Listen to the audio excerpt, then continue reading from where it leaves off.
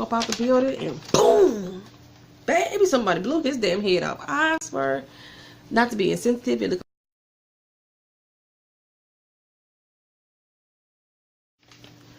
What's up, y'all? I'm coming to y'all with my review of Underground Season 2, Episode 1. I hope that I can do this some justice because this is unlike my other reviews. This show has a lot of deep connection to me than the other ones do. So I just hope I can do some justice, you know. Okay, it starts off, let me first do a small recap. Like at the end of Season 1, I finally binge watched it all. Rosalee made it to the promised land, basically made it to freedom with Boo, and she was sitting there with Mr. Steele, and she was telling Mr. Steele that, you know, how they finally got to where they need to go, but she still don't feel like something is right, and he was like, you know, you can put all that pain behind you, and she was like, no, I can't, I gotta go back. So she decided to go back to, back down south and start helping free some more slaves. That's the decision she's coming up with. At the end, they show her getting up out of the wagon, and a outstretched hand came in, and she said, how you doing? I'm Harriet, baby. We all know who Harriet is. It's Harriet Tubman. They called her Moses on the trail. So during this episode, they're going to be referring to her as Moses. Moses is Harriet Tubman, for those of y'all who didn't know. Kato, at the end of Season 1, they showed him rising up in the darkness, all covered with like swamp water. So we know Kato is still alive. He's still out there. He probably still on the run.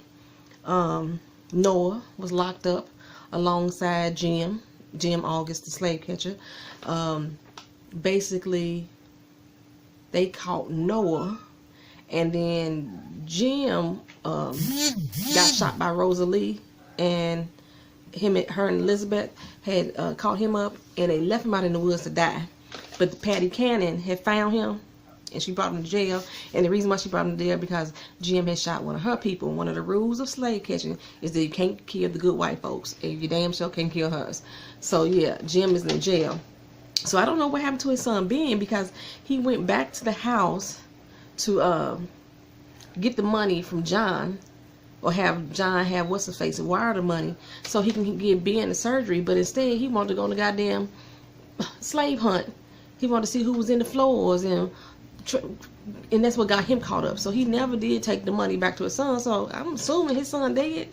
I don't know. They didn't even, you know, I'm assuming.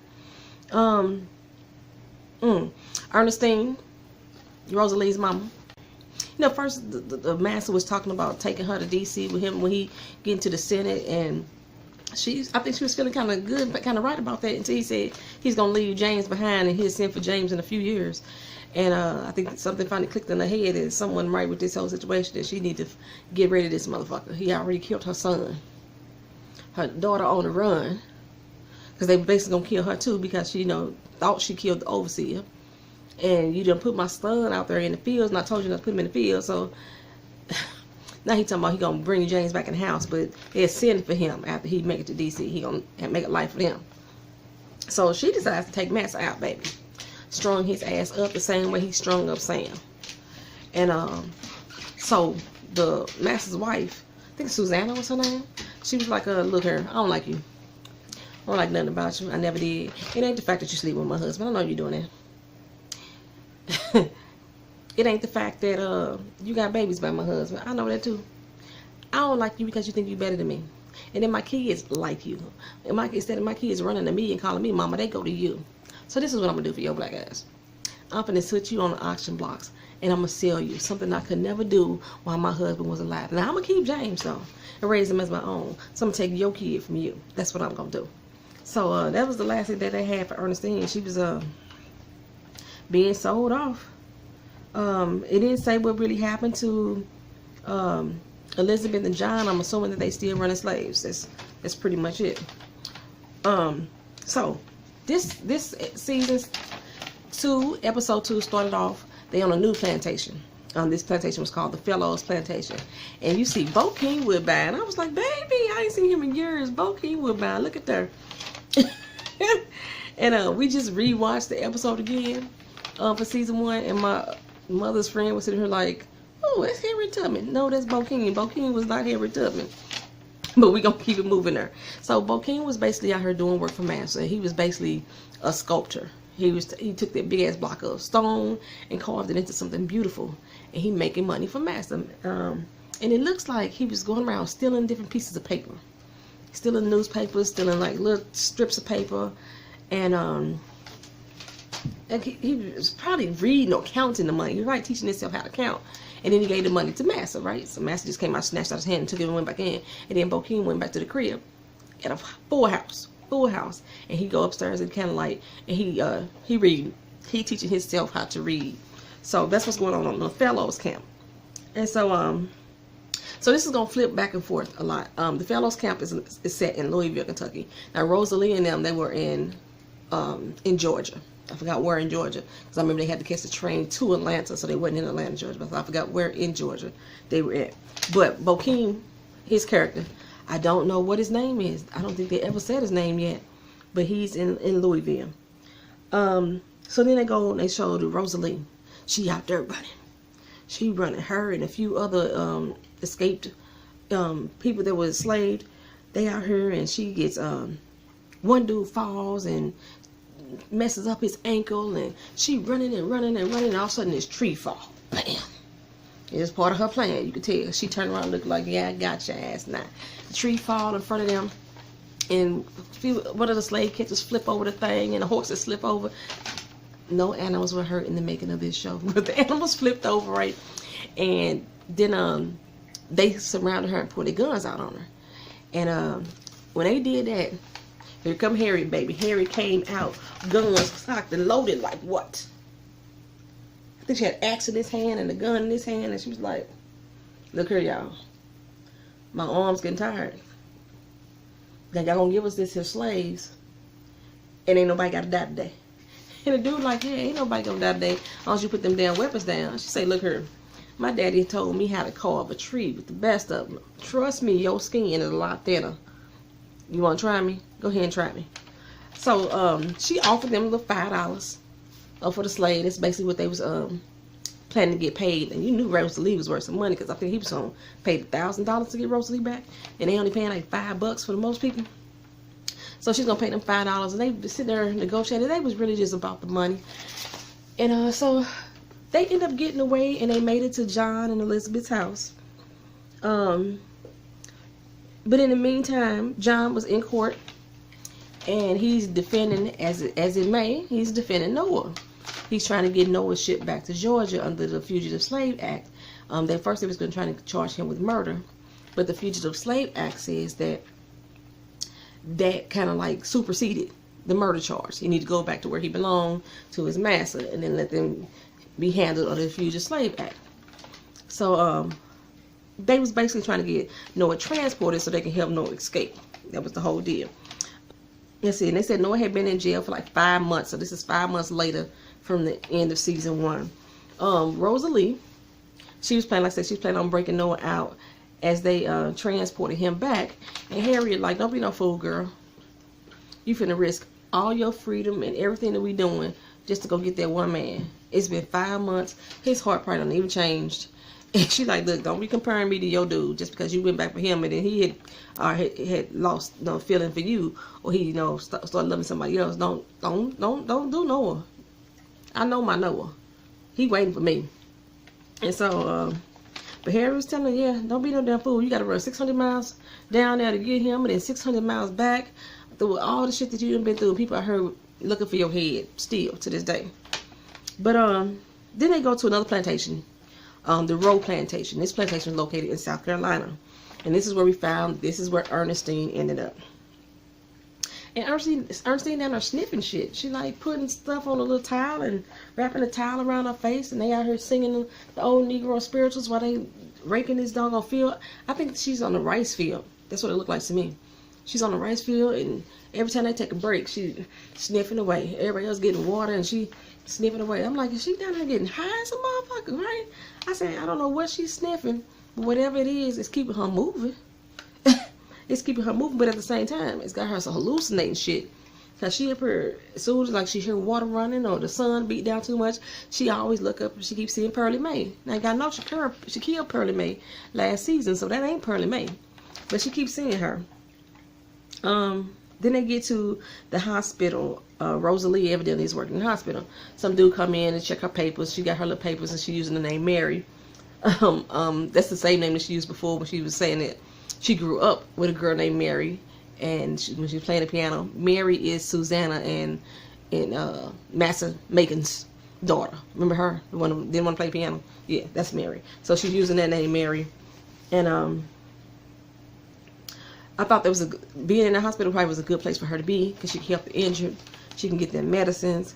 And they had this big emergency, and the nurse had took the keys. The doctor told her to go get some ether and stuff out of the doggone cabinet, and she bumped into her. She shoulder checked her real hard, and the chick looked like, bitch. And she said, okay, I'm sorry, you know. But she took the keys off her, and she got the medicines that she needed.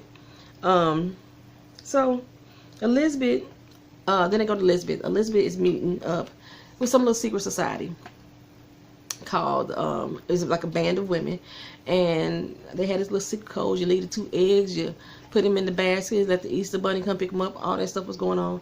And so Elizabeth got back there to the little circle, and they're like, okay, everybody break out your kits. Then maybe they was breaking out some artillery. Elizabeth sitting here with her little needle and thread like, ain't we gonna do some sewing? They called it a sewing circle. I had never heard of the sewing circle. So what I think I like about the show is that they make me pull out my Googles in my encyclopedias and try to figure out what it's about. That's one thing that I didn't hear about. Like during season 1, they talked about Henry Box Brown. I knew about him. They talked about the Patty Cannon gang. I knew of her. But the sewing circle, that was something new for me. And I was just talking to my mother about it, and she said that my Aunt Rachel had a sewing circle. And I was like, well, these sewing circle people I heard probably killing up slave catchers because they got their guns locked and loaded. It's a band of women. They was black and white, but they was all women. And shit, they ain't sew a damn thing. And she said she didn't know what Aunt Rachel's sewing circle was, but it's very possible that could have been what it was, because like I said, when I was born, my godmother was already 79. So I know Aunt Rachel was like maybe 74, 75. So she was back out during that time, you know what I'm saying? She's 1900s. She was still around.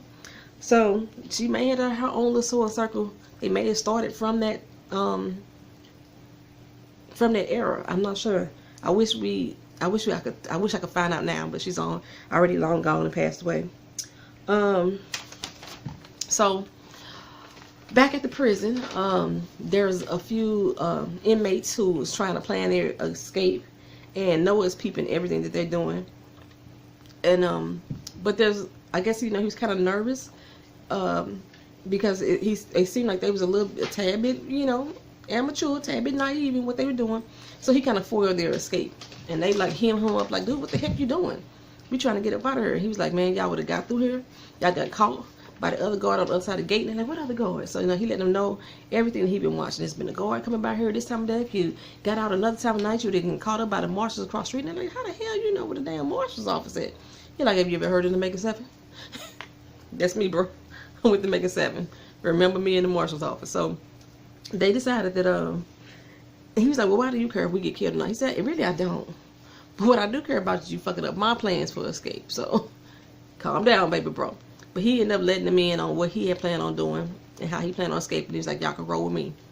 And when my people come, y'all just be ready to run. But the tee-hee-hee to this is that when you go back to the courthouse, the judge is telling John, I don't give a damn what the law say. Fuck the law. This is my courthouse. Here we go with these motherfuckers making their own rules every time it applies to black people. They got the laws as written the way the laws are supposed to be had, but when it come to black people, they want to change shit up. He's saying, fuck the law. I don't care what the law say.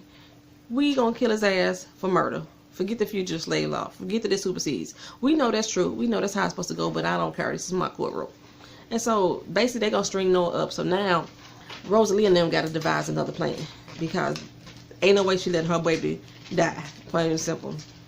So John is like, the only way we can do it is like doing his execution.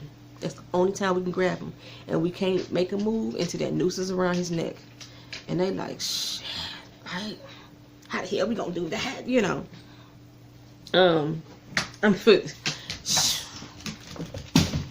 I mean, I don't know, that it seemed like real nervous to me, real dangerous to me. I don't know if I would have got this plan with them, because they risked a lot of people's lives just to free Noah. They risking exposing themselves just to free Noah. But you know, they came up with a little plan. So they marched Noah on to his execution, and you got the townspeople. They all, I never understood that. Why you want to go have a picnic and a party to go watch somebody die? You want to watch somebody strung up and the life just poured out of them. But that's what they did. They all banded around. Black folks and white folks, a lot. Black people might have been, just with the white people. I don't know. But they going to see this black man hang. 3 of them, because the other 2 that was going to plan to escape with Noah, they hanging them too. So they all going out there, and they go back to Ernestine. So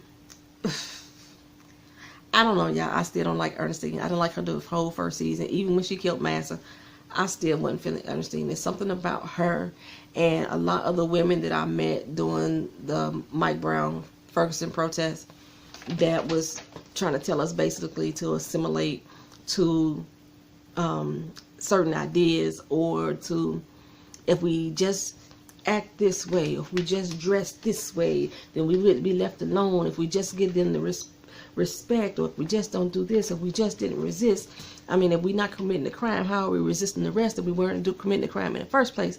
But that's okay. That's the type of person that Ernestine reminded me of, which want to punch her in the fucking face. I don't like Ernestine.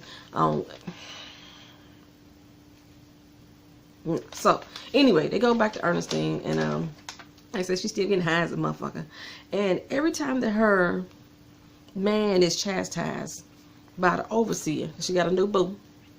Every time he chastised by the overseer, she don't feel shit.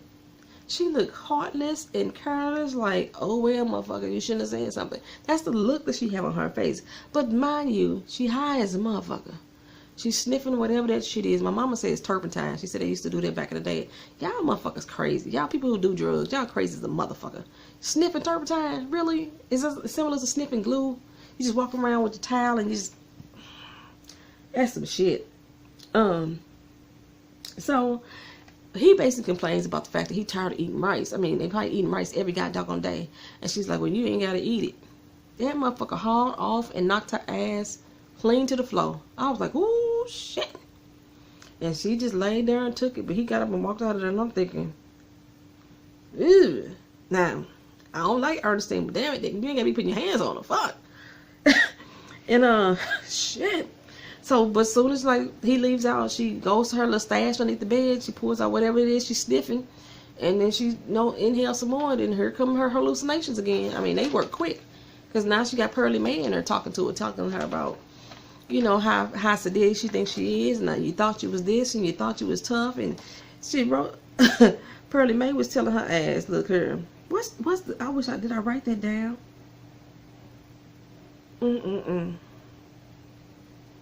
Oh, I probably didn't write that down. Anyway, they flip over to back to the execution. They got Noah up in the ropes, and all of a sudden you hear the little whistle that he told Rosalee back in season 1. If I whistle like this, you know it's me. And she doing that whistle. He looking like, oh, where my boo at? My boo done came and got me. My boo done came and got me. And he finally see her in the crowd, and she's like, I got something planned. Just be ready. Gave me that look. He gave it a universal. Like, I know what's up. Girl, you know what's up. They was doing that.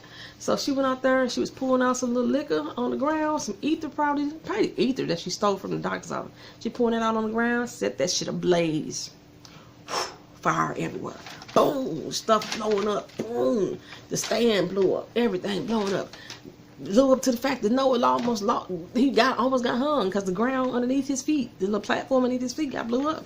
But he loosed himself and got his some burner, and he got the noose off his neck, and the other 2 got off his neck. And then here comes John rolling up in the little stagecoach, rolling up, and John's like, come on dog, let's go, let's roll. And Noah looking like, I'm like, no, if you don't get your butt in that damn on couch. But he was waiting on the other 2 dudes, so he got all 3 of them up in there, and they all go away. And then some slavers come after them quick.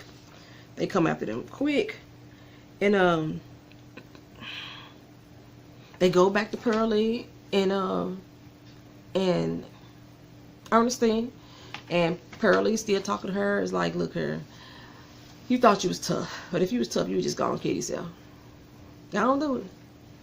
I don't do it because, I mean, she told her that just because you survive don't make you strong. I was like, ooh wee, you done said a mouthful there, girl. You done said a mouthful there. And she was like, just go and kill yourself. You know you want to do it, but if you was really strong, you would do it. You ain't that strong. You ain't that strong. And I was like, you better tell her. You better tell her. So the catchers, they basically come up on John and them, and knowing them like, damn, how the fuck they get her this quick? They shooting back and forth, and one of the other escapees, he got shot. You know, he didn't make it. And they shooting back and forth. Then one of the slavers come up on the side of the carriage. He jump in. He fighting with Noah. I'd be damned if he did knock Noah out that damn carriage. Oh, I'm like, this motherfucker here can't win. He can't win. So he down on the ground, and next they show Rosalee and Elizabeth riding up on two men fighting. I'm thinking, oh, that's Noah now. Nope, it's John. His carriage got caught, and his coach, the other escapee dude, is dead. He dead to the wind. John is out here fighting his ass off with this slave catcher dude. But thank goodness John got the upper hand. He was able to take the dude out. And Rosalie like, where's Noah? He like, them motherfuckers caught him. And she's like, what you mean, the marshals caught up to him? He said, no, baby, there wasn't no marshals. That was somebody else. There was them slave catchers. That might have been the Patty Cannon gang. That might have been her. It may have been. Shit. And they show Noah captured again, and that little trinket he made something while he was in jail, twisting some wires together. He got a bag over his head, and I think he got some around his neck. Maybe it's to pick a lock. I don't know. Hopefully, we'll see in season the next episode. That next episode does air tonight, so I will watch that and I will review that tomorrow. And but damn, Noah been captured again. So John tells her, Elizabeth, that what they're doing is getting harder and harder to fight from outside of the system. And he needs to work in the system to help make some changes, right?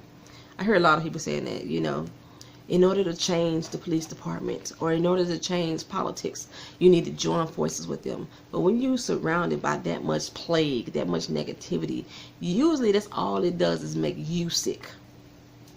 You don't really make no change that's going to benefit everybody as a whole on most cases. You end up having to be just as dirty as they are in order for you to try to get anything done. And if you try to get something done, you get knocked down at every turn, and or you got to give a little to get a little, or give a lot to get a little. So it still, you know, doesn't pan out as great as you expect it to be. But that's what he's going to do. So Elizabeth agreed. Go ahead. He's going to sign up for the House of Commons. So he got on his sign up for the House of Commons. And they go down there to apply for it. John signed his little name on the paper. Feeling all proud. They walk up out the building and boom! Baby, somebody blew his damn head off. I swear, not to be insensitive, it looked like when JFK got shot. I mean, just head. Blood. Oh, but I screamed. I'm telling you, I screamed. I didn't know what the heck happened. And I watched it, and I still didn't know what had happened. I'm like, oh my God. John was like the only good white man in this show that was left. Like, seriously. The other one was like Halliburton. I think that was his name. He got already killed earlier. You know, when him and Clyde got caught. Ben, he was a good little boy. I'm thinking Ben dead. He got stabbed. What other good white man is in this damn show? Not one that I've seen. I don't know a other good white man. So the good white man is gone. So now we got Elizabeth, the good white woman, and then the other white woman is with the sewing circle. And I'm quite sure some more along the Underground Railroad. But as far as the main character, there is no good white man left on the show. Maybe this season they'll come up with some more. But woo, child, I couldn't take it. That was emotional for me. This is a good show. So I'm gonna watch episode 2 tonight, and then I will be back hopefully within a day or two and give you that review. All right, y'all. Peace.